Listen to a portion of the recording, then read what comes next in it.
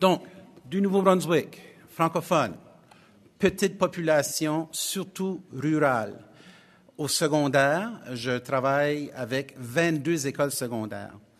Nous avons le privilège de se connaître au niveau d'école, de district et du ministère. C'est un avantage stratégique important à mon avis. Je vais vous donner le contexte début des années 2000, l'émergence de l'Internet, au niveau notamment de la formation à distance. Je vois Mme Laferrière qui est dans la salle et tout ça. Ça a été une époque très riche. Peut-être que certains, maybe some will know the PTDEA, Provincial Territorial Distance Education Association. Donc, ces joyeux lurons-là qui se lançaient dans l'aventure d'innovation pédagogique avec l'aide appuyée par l'Internet. Ce que j'aimerais dire, c'est qu'à ce moment-là, début des années 2000, le premier ministre de l'époque, M. Lord, avait une vision de l'éducation où il se sentait complètement engagé, un peu comme le livre de Fullen lorsqu'il parle de l'engagement de M. McGuinty comme exemple, ainsi de suite. Et sa vision, il avait rencontré Russ King au Maine pour le projet des laptops 1.1 et ainsi de suite. Et sa vision en était une d'équité d'accès pour tous les élèves. Le ministre Johnson a parlé justement que c'est pas vraiment limité à chez nous, ça c'est quelque chose qu'on voit partout. Et d'innovation pédagogique. Et aussi de l'usage des technologies émergentes. Ça donne qu'à ce moment-là, une entente fédérale provinciale nous a permis d'avoir un financement considérable pour la connectivité, le réseautage de nos écoles, des mentors ou des experts accompagnateurs d'enseignants pour l'intégration de ces technologies-là. Et aussi, c'est le dossier que j'ai touché, le développement de cours en ligne au secondaire et d'offrir une palette de cours variés pour que chaque élève puisse trouver quelque chose qui le passionne. Et, surprise, 22 février 2001, M. Lord, dans son State of the Province Address, a annoncé à la surprise de tout le monde, un cours d'espagnol en ligne sera disponible pour tous les élèves du secondaire dès septembre prochain.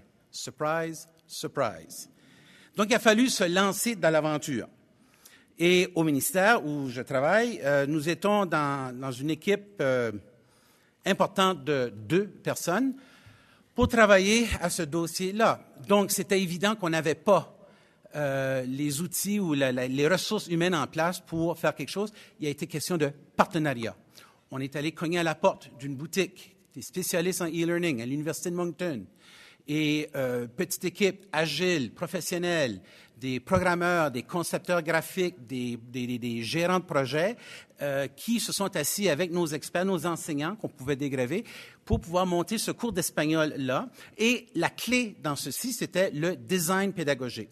C'était facile de répliquer un cours, un exerciceur en ligne ou quelque chose un peu plus où l'étudiant avait un rôle passif.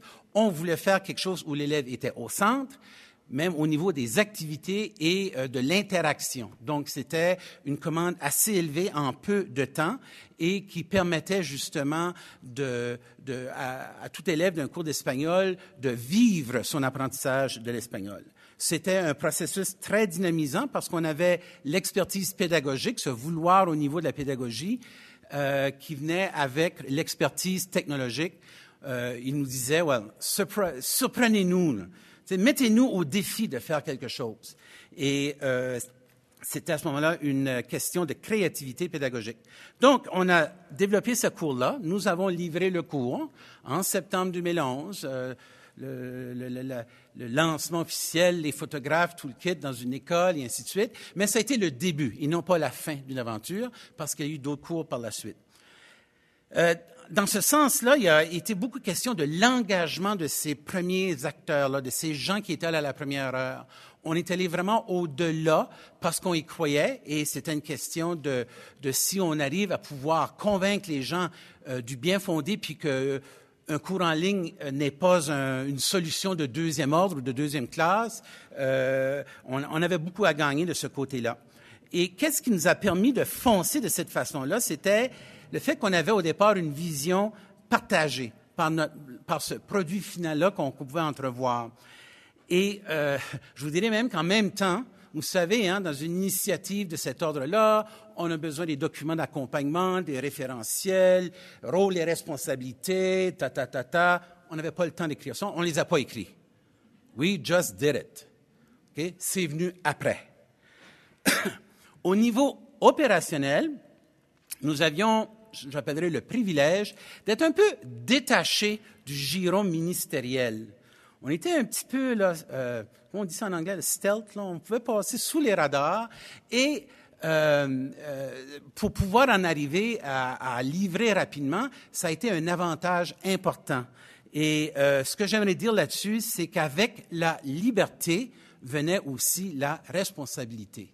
Donc, d'un point de vue de démarche professionnelle, personnelle, j'ai trouvé ça extrêmement gratifiant d'être dans ce contexte-là, de pouvoir foncer, tout en étant redevable de ce qu'on faisait.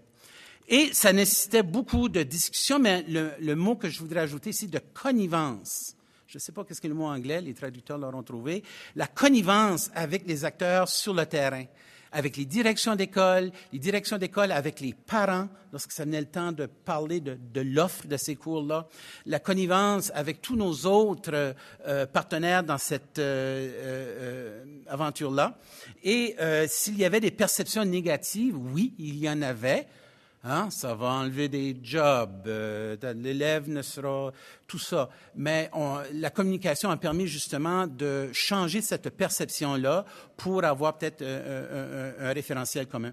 Et au-delà de tout ça, ça a été la clé, ça a été les enseignants à qui on a demandé d'enseigner ces cours en ligne-là. C'était bien beau d'avoir des belles choses en ligne, des belles animations. Hey, dans le temps, c'était du shockwave. C'était wow! C'était fantastique. Puis click, drag, puis toutes ces belles choses-là en 2001. Et par contre, ça ne pouvait seulement prendre vie que lorsque l'enseignant, avec le rapport établi avec les élèves de partout, faisait quelque chose de bien. Parce que vous savez qu'en ligne, tout est amplifié. Autant les moins bonnes choses que les très bonnes choses. Donc, nous, ce qu'on cherchait, c'est les champions de la pédagogie. Et je vous dirais par contre que ces enseignants-là, leur référentiel pédagogique dominant a été rudement mis à l'épreuve. Il y avait de ces gens-là complètement engagés, mais qui voyaient encore l'enseignement d'une façon un peu traditionnelle. Hein? Je suis le sage et je livre. Et ça ils ont été en questionnement, ils ont été des enseignants apprenants au cours de l'aventure et ils continuent de l'être. Dernière section, au niveau des apprentissages qu'on a tous réalisés là-dedans, si on fait un bilan, il y a d'abord un sentiment d'accomplissement et de fierté. On a réussi à livrer la marchandise et ensuite développer la suite. Mais ce n'était que le début de l'aventure, comme je disais un peu plus tôt. Nos référentiels, nos documents, la formation des intervenants, des enseignants, les rencontres parents-maîtres virtuelles qui se font, où l'enseignant de chez lui entre en communication pour parler avec l'enseignant. Elles se font encore. J'aimerais quand même dire que nous ne sommes pas arrivés au but.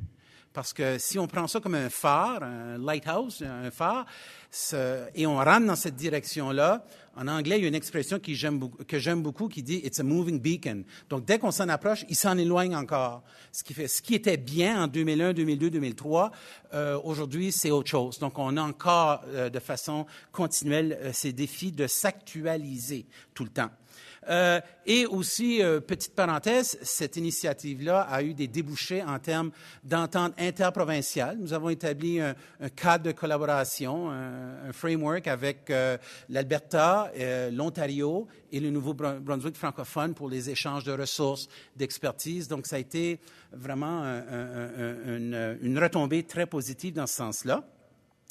Et je dirais aussi que d'un point de vue personnel, cette aventure-là, couplée aussi avec l'émergence de tous les outils de réseautage social, je vous dirais qu'aujourd'hui, cela a transformé ma façon de travailler et d'apprendre. Je ne pourrais plus jamais faire ce qu'on fait de la façon avant je me vois aussi apprenant dans cette démarche-là. Des mots-clés en terminant, vision, Leadership transformatif, il y a une phrase de Edward de Bono que j'aime beaucoup. Managers manage within a paradigm, leaders lead between them. Et puis j'étais très heureux d'avoir quelqu'un qui voyait ça dans cette option-là et qui nous donnait cet espace pour essayer des choses. La confiance mutuelle, le travail ardu, c'est bien beau toutes ces choses-là, mais il fallait quand même mettre les mains à la pâte et le faire. La veille technopédagogique, ou une expression anglaise, une autre que j'aime beaucoup, qui s'appelle ambient awareness, de savoir ce qui se passe autour de nous dans ce domaine-là. La communication, collaboration, et aussi faire autrement. Ensuite, gérer la croissance et la persévérance. Maintenant, le succès, OK, oui, on a eu des inscriptions, on a eu des sondages d'élèves qui nous donnaient leur appréciation et tout ça. Donc, on est quand même très heureux de comment ça se passe. Mais je dois terminer en disant que cette belle phrase du chercheur français Charles Hadji qui dit qu'en éducation, le succès d'une initiative se mesure d'abord et avant tout par le succès de l'élève. Donc, mon nom, c'est Jacques Cool, puis dans cette histoire, il s'agit de le faire tout simplement. Ou comme dirait Nike, just do it. Merci.